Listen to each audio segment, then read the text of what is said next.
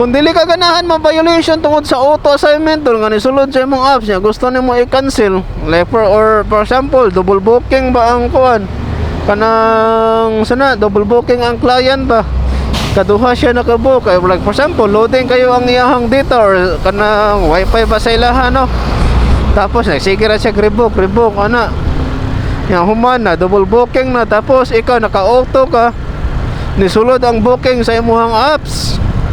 Yang karon pagtawag nimo sa client ka naabot na ka sa pick up location, tawagan nimo nga naa na ka yan human ya tubag siya nga naabot na siya sa drop off location ng Maxim Rider sa iyang gisakyan. Ana ba niya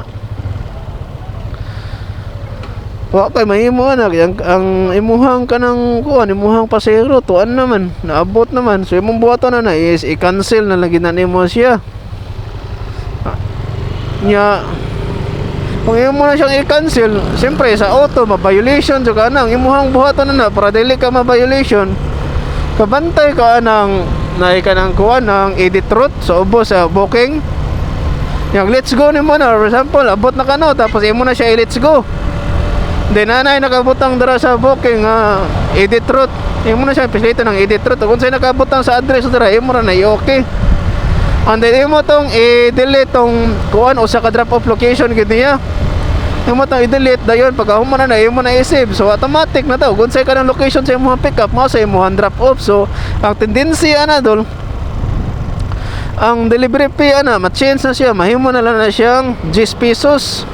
So 10 pesos, so kanang 10 pesos imo na i-complete pila ra man ay kanang deduction ana sa eco-wins ng 10 pesos like for example 18% ka 1.8 tara na 1.8 centavos, di ba?